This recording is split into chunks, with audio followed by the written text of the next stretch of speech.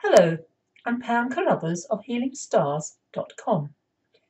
This is the chart. It's the new moon in Pisces, 4 degrees Pisces, 28 minutes, and the chart is using whole signs of the zodiac.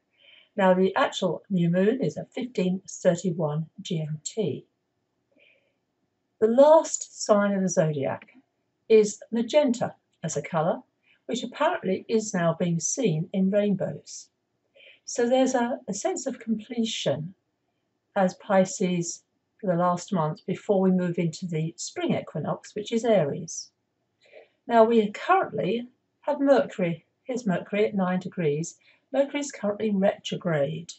Now Mercury isn't happy in Pisces because Mercury likes the Gemini and Virgo signs of the zodiac, logic, masculine, focused, great qualities. Pisces is the opposite. Pisces is dream time. Pisces is very, very creative and very sensitive. It's the archetypes, for instance, of the mystic or the dreamer, but also a lot of healing can occur in Pisces. It has strong shadows, Pisces. It has the being ungrounded, very much about escapism, addictions, not necessarily to drugs and alcohol, but it could be addictions to books, to binge watching Netflix nowadays, but also just escapism of any sort. So we are being asked to stay grounded at this new moon. And one very good thing about it, if you notice 4 degrees, is Mars down here in Capricorn. The most grounded sign of the zodiac is definitely Capricorn. It's an earth sign, so it brings things down to earth, allowing our creativity to become manifest in our lives, not just in our dreams, in our imagination. So it's very much this new moon is saying to us, what can I produce out of that extraordinary state of the higher mind, Pisces energy, the dream world? Also, if you notice, Uranus, currently in grounding Taurus and another earth sign, is also in a very good position to Mars, extremely good. And that is a very rare occurrence, especially at a new moon. The other thing about Uranus at the moment, which is all about change, change for change's sake it can be, but if you look at this chart here, sextile, sextile, sextile, trine. That means that Uranus is very active, connected with the new moon, and also, as I said, with Mars. So inspiration, things that can come out of the blue, that's what Uranus is all about. And Mars in Capricorn is called exalted, by the way. So the other planet of great interest, of course, to everyone is Venus. Venus now in Aries. Venus in Aries is not said to be good. However, I'm of the belief that Venus is a positive planet, whatever sign it's in. It is, notice, making a difficulty to Jupiter down here, 18 degrees, 18 degrees. They're in a tense relationship. Aries is a fire sign, Capricorn is an earth sign. So fire and earth don't get along. Earth puts out fire, of course. One thing that's happening this week is that the moon will be joining Venus. That's occurring this week on the 27th. And what it's doing in terms of shamanic astrology is it's activating the 6th chakra. This is our third eye, our brow chakra. Caroline Myers talks about this as being ordination, of being of service to others. It's been described as Christ consciousness. What that means is the ability to empathize and feel sympathy, empathy, compassion to people we've never even met. And with everything that's going on in the world right now, we've had the fires in Australia, the coronavirus, the floods in the UK. These are huge occurrences, events that have affected so many people. And of course, in Australia, the animals. I can't imagine what Australia has to be feeling right now. I just can't imagine it. But certainly, the internet nowadays gives us a glimpse, an insight into other people's lives that we might never ever meet. This is Chiron, the healer.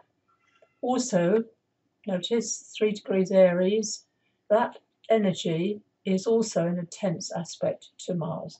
So you might personally be going through grief, or a cold. Common cold is often a symbol of something we haven't cried about a week before. So allow your emotions, allow the tears to come. Mercury retrograde in Pisces. It's started. It happens 3 times a year, but not in Pisces. It's the water signs this year. It will be moving into the air signs, by the way, by the end of the year. And that Mercury joins the Sun. It's an important date this week, on the 26th of February. When it joins the Sun, it's as if it's going into the throne room of the Sun, the king. However, it's also wise not to start anything on that particular day, because you might not have the clear thinking. I'm touching my forehead as I'm talking to you about that. However, there is also a very good relationship that Mercury will make with Mars on the same day. So a very good day for journaling, for divination of any kind. I like the tarot personally. To really enter into that spirit of, what does my soul want to say to me? What am I listening? What's coming through? And to be aware of signs. As an astrologer, I'm aware of signs all the time. That's what my work is all about. But that's a particularly important day this week. So we've got the Moon-Venus conjunction. We've got that Sun-Mercury conjunction. So there's a lot of otherworldly, dreamy, I've got a feeling out again in your body. You might actually be feeling this and staying grounded. If you bump into things a lot, I know I'm prone to do that, it's as if you're being asked to kind of wake up, get into your body, which can be just literally walking barefoot, can maybe do it for you. But also the practical things such as gardening, quite a good time of year to do a bit of weeding, gardening or washing up, cleaning of any sort. But also Pisces, that Neptune energy, is also about letting go. I've been living where I live almost 17 years. I'm in the process of I'm going to need to move. And every day I'm looking at, I can let go of that. I don't need that in my life anymore. It's just cluttering up space. So that's one other practical thing to be doing. And on a final note, kindness. Being kind to yourself, caring for yourself. That can be a bath with essential oils, for instance. It can be just treating yourself to something a little bit special that you love. And that feeling of gentleness, kindness, compassion, and forgiveness, especially self-forgiveness. These are all themes of Pisces. These are all themes of this essentially sensitive, feminine sign, the most beautiful sign of the 2 fishes. Oh, and one other thing of interest is the Lost Stars of the Zodiac, The Lost Zodiac, by Catherine Tennant. A very useful, very Piscean book with cards. And she describes the constellation that's between, and if you're born between February the 9th right up to the 29th. It's the constellation to do with Cygnus, the swan. And of course, the swan represents grace. Very, very appropriate, I believe, at this time. So thank you for watching. Pam Carruthers of healingstars.com.